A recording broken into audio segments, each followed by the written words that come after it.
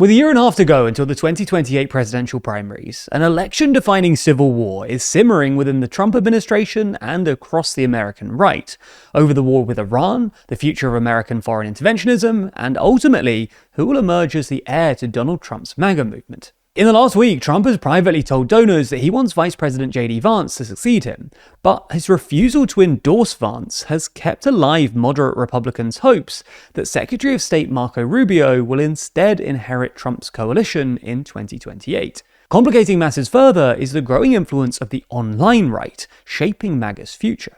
Tucker Carlson, the former Fox News host, is now openly hinting at a third-party presidential run, as he and a group of former Trump loyalists seek to redefine MAGA. At the same time, far-right figures like Nick Fuentes continue to push their own extreme version of MAGA to younger audiences. So in this video, we're going to explain how Trump's MAGA base has become increasingly divided over foreign policy, examine why this growing ideological rift is likely a major liability for JD Vance heading into 2028, and explore how Tucker Carlson and the online right are deepening that divide.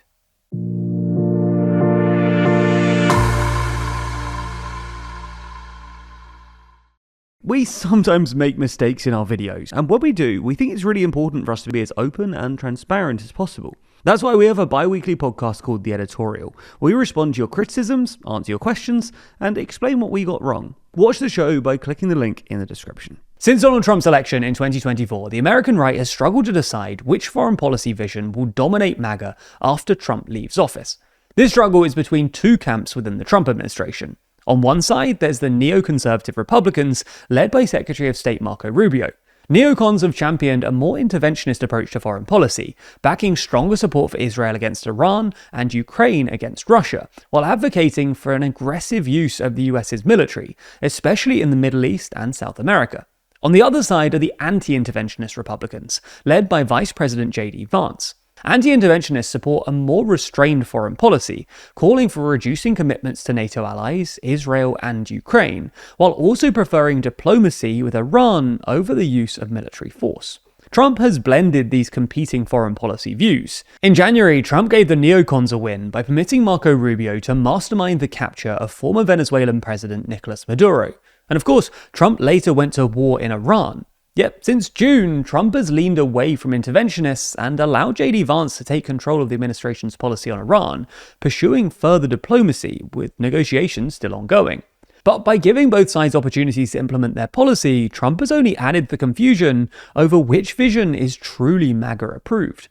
As Trump empowers both sides of this ideological divide within his administration, the split has become increasingly apparent among the electorate. According to Pew Research, 63% of Republicans over 50 support the United States taking a more active role in foreign policy, compared with just 38% of Republicans under 50, reflecting a more neoconservative outlook among older Republicans and a stronger anti-interventionist streak among younger ones.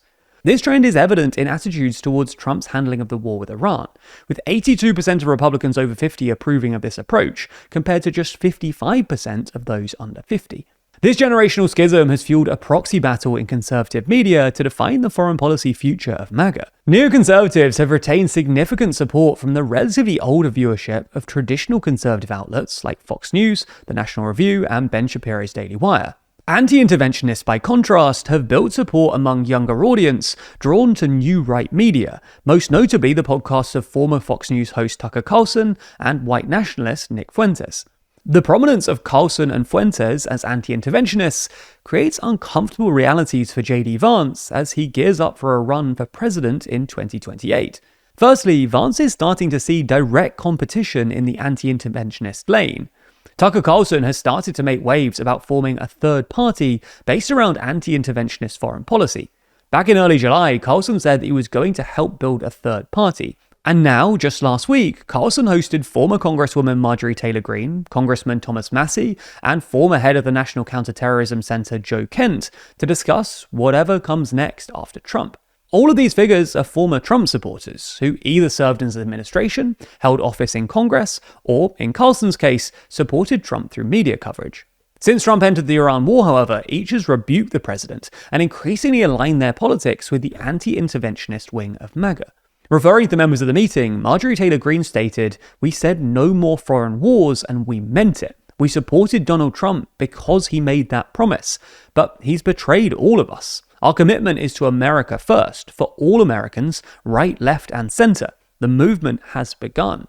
Carlson, for his part, followed up the meeting by announcing a 10-point manifesto focusing on populist themes that are meant to guide such a future political movement.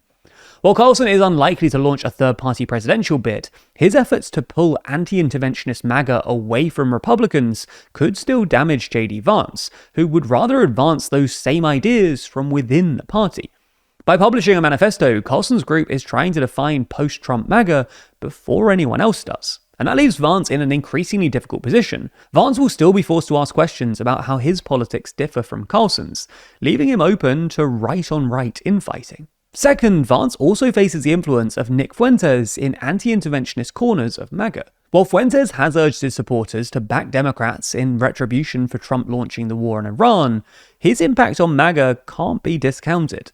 Not only does Fuentes promote an ugly association between anti-interventionism and white nationalism, he's also quietly built influence among young Republican staffers that Vance will need to run his campaign. Politico has reported that from the halls of Congress to conservative think tanks such as the Heritage Foundation, moderate Republicans have been sounding the alarm over the rise of young, politically extreme staffers, many of whom are sympathetic to Fuentes and his anti-interventionist views, particularly on Israel. Longtime allies of Vance, namely conservative commentator Rod Dreher, have warned about the growing trend among far-right staffers and have urged Vance to publicly address this issue.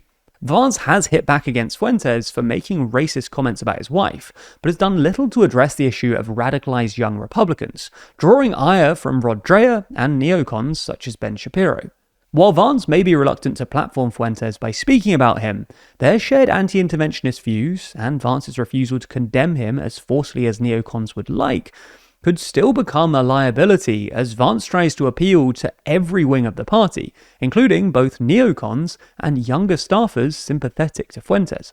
Whether it's from the political toxicity of Nick Fuentes or the political attractiveness of Tucker Carlson's burgeoning new MAGA movement, the anti-interventionist wing of MAGA is in flux. As neocons and anti-interventionists battle to promote their ideas within the conservative media ecosystem, these policy divisions are set to have an outsized impact on the race to redefine the MAGA movement in 2028. Now, this story about Trump reportedly backing JD Vance for 2028 is constantly updating, as more and more outlets are reporting on it, so it might feel like it's hard to keep up with the ever-changing media landscape. Right now, there are 80 sources currently reporting on it, with most of the coverage coming from the right. This type of analysis is why Ground News has been our favourite way to stay up to date with the news since 2023. It's no secret by this point how much we're fans of Ground News. They've been long-time supporters of this channel and independent news media at large, and they truly help us to understand the political climate better. For example, without Ground News, we wouldn't be able to easily compare the headlines for this story on Trump privately backing JD Vance to see that the left is framing it as a succession race, while the right focuses on Trump's public response that it is way too early to make an endorsement.